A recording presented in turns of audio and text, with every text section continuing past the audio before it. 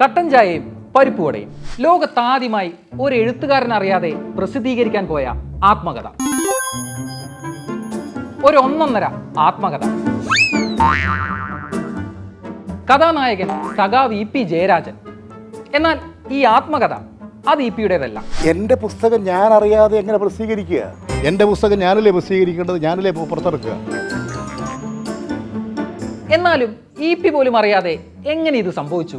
അത് ഒരാസൂത്രിതമായ ഗൂഢാലോചനയാണ്. ഞാനത് പ്രസിദ്ധീകരിക്കാൻ ഏൽപ്പിച്ചിട്ടില്ല. ഇത് പ്രസിദ്ധീകരിച്ചത് എങ്ങനെ? ഞാൻ ആരെയും അധികാരപ്പെടുത്തിയിട്ടില്ല, ഞാൻ ആരെയും ചുമതലപ്പെടുത്തിയിട്ടില്ല.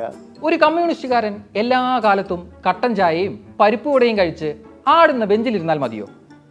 പണ്ട് ഇ.പി. തന്നെ ഉയർത്തിയ ചോദ്യമാണ്. ഇ.പിയുടേതെന്നും പറഞ്ഞ് പ്രചരിച്ച ആത്മകഥയ്ക്കും ഇങ്ങനെ ഒരു പേര് വന്നത് എന്തുകൊണ്ടാകും? കട്ടൻ ചായയും പരിപ്പോടിയെന്ന് ഞാൻ എൻ്റെ ബുക്കിൻ്റെ കവർ പേജ് കൊടുക്കും.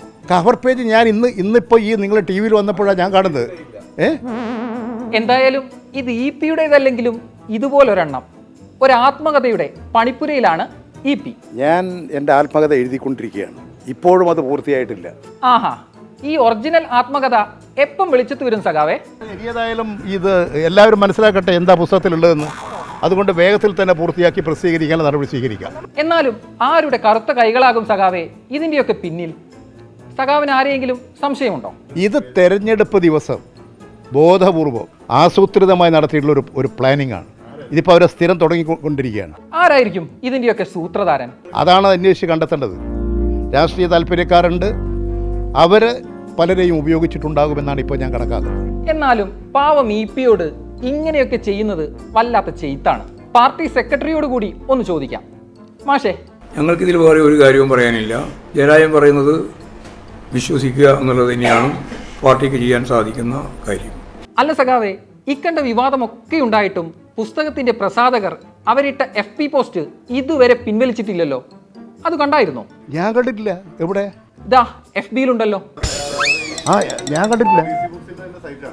അവരുടെ സൈറ്റാണ്. ഞാൻ അവരെ ഏൽപ്പിച്ചിട്ടില്ല.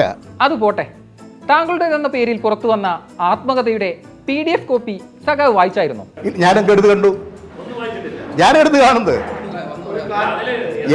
ഞാൻ എവിടുന്ന് കാണാൻ? ശരി ശരി സഖാവേ, എല്ലാവർക്കും ഇതിലിപ്പമുള്ള സംശയമേ ഈ പുസ്തകത്തിനായി വല്ല പേപ്പറിലോ മറ്റോ ഒപ്പിട്ട് കൊടുത്തായിരുന്നോന്നാ. ആര് കൊടുക്കാൻ? പേപ്പർ കൊടുക്കാൻ? എന്ത് പേപ്പർ കൊടുക്കാൻ? അല്ല സഖാവേ, സഖാവിന് മുഖ്യൻ പണ്ട് ചില ജാഗ്രതാ നിർദ്ദേശങ്ങളൊക്കെ തന്നായിരുന്നില്ലേ? പാപിയുടെ കൂടെ ശിവൻ കൂടിയാൽ ശിവനും പാപിയായിടുന്നു. ഈ കൂട്ടുകെട്ടില് എപ്പോഴും ശ്രദ്ധിക്കണം. നമ്മുടെ നാട്ടില് ഉറക്കപ്പായെന്ന് എഴുന്നേൽക്കുമ്പോൾ തന്നെ ഇന്ന് ആരെയാണ് വഞ്ചിക്കേണ്ടത് എന്ന് ആലോചിച്ചുകൊണ്ട് ആ ഉറക്കു തെളിയുന്ന ആളുകളുണ്ട്.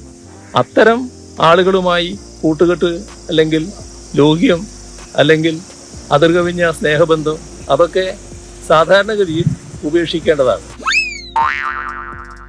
എന്തായാലും ആത്മകഥാ വിവാദം മൊത്തത്തിലൊരു മായ കാഴ്ചയാണ്. എന്താണ് സംഭവിച്ചതെന്ന് ഇ.പിക്ക് അറിയില്ല. എന്നാ പിന്നെ ഇത് പ്രസിദ്ധീകരിക്കാൻ പോയവരോട് തന്നെ ചോദിക്കാം. DC ബുക്സിന് ഇതേപ്പറ്റിയുള്ള ഒരു സ്റ്റേറ്റ്മെന്റ് ഇന്നലെ സോഷ്യൽ മീഡിയയിൽ ഞങ്ങൾ കൊടുത്തിട്ടുണ്ടായിരുന്നു. നിർമ്മിതിയിലെ പ്രശ്നം കൊണ്ട് റിലീസിംഗ് മാറ്റിവെക്കുന്നു എന്നല്ലേ? അത് വായിച്ചിട്ടിപ്പം കാര്യമായിട്ടൊന്നും ആർക്കും മനസ്സിലായിട്ടില്ല. That sums up what we have to say. അതാണ് എനിക്ക് പറയാനുള്ളത്.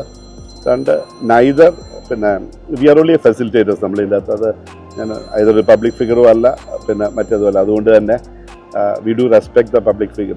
പബ്ലിക് ഇൻസ്റ്റിറ്റ്യൂഷൻസ് നിൽക്കുന്നവരെ റെസ്പെക്ട് ചെയ്യുന്നു. അതുകൊണ്ട് തന്നെ comments are reserved actually. Thank you. അല്ല സാറേ, ഇതിലൊരു എഗ്രിമെന്റ് എങ്ങാനും ഇ.പി ഒപ്പിട്ട് തന്നായിരുന്നോ? കൂടുതലൊന്നും പറഞ്ഞ് രംഗം വഷളാക്കാനില്ലാന്ന്. ഓക്കെ, ഇനിയൊരു ഫ്ലാഷ് ബാക്ക് കഴിഞ്ഞ ലോക്സഭാ തിരഞ്ഞെടുപ്പ് വോട്ടെടുപ്പ് ദിനത്തിലേക്ക്. BJP നേതാവ് പ്രകാശ് ജാവദേക്കർ ഫ്ളാറ്റിൽ വന്ന് കണ്ടെന്ന ഇ.പിയുടെ വെളിപ്പെടുത്തലും അതുണ്ടാക്കിയ പൊല്ലാപ്പുകളും. ഇന്നിതാ മറ്റൊരു തിരഞ്ഞെടുപ്പ് ദിനത്തിൽ ആരോ എഴുതി വിട്ടെന്ന് പറയപ്പെടുന്ന ഒരു ആത്മകഥാ വിവാദം. എന്നാലും എന്തുകൊണ്ടായിരിക്കും ഇ.പിയുടെ പേരിലുള്ള വിവാദമെല്ലാം ഈ തിരഞ്ഞെടുപ്പ് ദിവസങ്ങളിൽ തന്നെ പുറത്തു വരുന്നത്?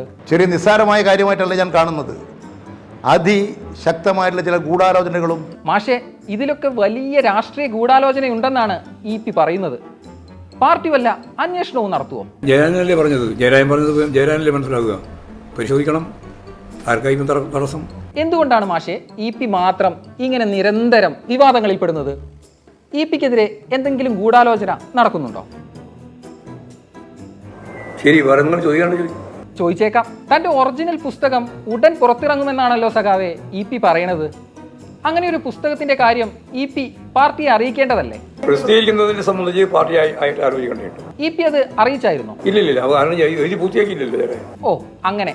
അല്ല സഖാവെ, ഈ ആത്മകഥാ വിവാദമേ അത് ഈ ഉപതെരഞ്ഞെടുപ്പിൽ എങ്ങനെ പ്രതിഫലിക്കുമെന്നാ പാർട്ടി കരുതുന്നത്? എങ്ങനെയും പ്രതിഫലിക്കില്ല. തിരിച്ചടി ഉണ്ടാകില്ലേ? ഒരു തിരിച്ചടി ഉണ്ടാവില്ല. ഭാവനാഴിയിലൂടെ എല്ലാ അസ്ത്രവും കഴിഞ്ഞു മാഷയെ കഴിഞ്ഞു.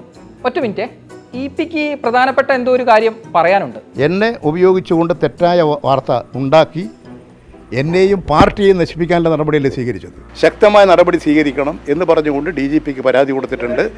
നിയമ നടപടികളും ഇതിൻ്റെ ഭാഗമായി സ്വീകരിക്കാൻ അഡ്വക്കേറ്റ് വിശ്വം മുഖാന്തരം നടപടികൾ ആരംഭിച്ചിട്ടുണ്ട്. ബെസ്റ്റ്.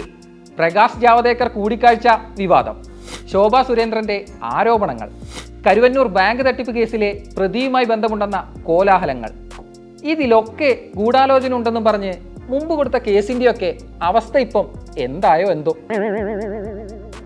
എന്തായാലും വക്കീൽ നോട്ടീസൊക്കെ അയച്ച് രണ്ടിലൊന്ന് അറിയാൻ തന്നെയാണ് EPയുടെ തീരുമാനം.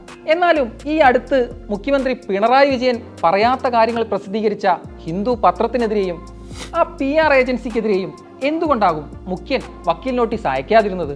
സ്വാഭാവികമായ സംശയങ്ങളാണേ. എന്താ നടക്കുന്നത് രാജ്യത്ത്? അതെ അതെ, എന്തൊക്കെയാ ഈ കൊച്ചു രാജ്യത്ത് നടക്കുന്നത്? മുഖ്യമന്ത്രി പറയാത്ത കാര്യങ്ങൾ ദേശീയ മാധ്യമത്തിൽ വാർത്തയായി വരുന്നു. മുതിർന്ന പാർട്ടി നേതാവ് അറിഞ്ഞിട്ട് പോലുമില്ലാത്ത അദ്ദേഹത്തിൻ്റെ ആത്മകഥ ആരാണ്ടോ എടുത്ത് പുറത്തുവിടുന്നു. ഒടുവിൽ എല്ലാം മുഖ്യമന്ത്രിയും മഹാമനസ്കരായ പാർട്ടി നേതാക്കളും ക്ഷമിക്കുന്നു.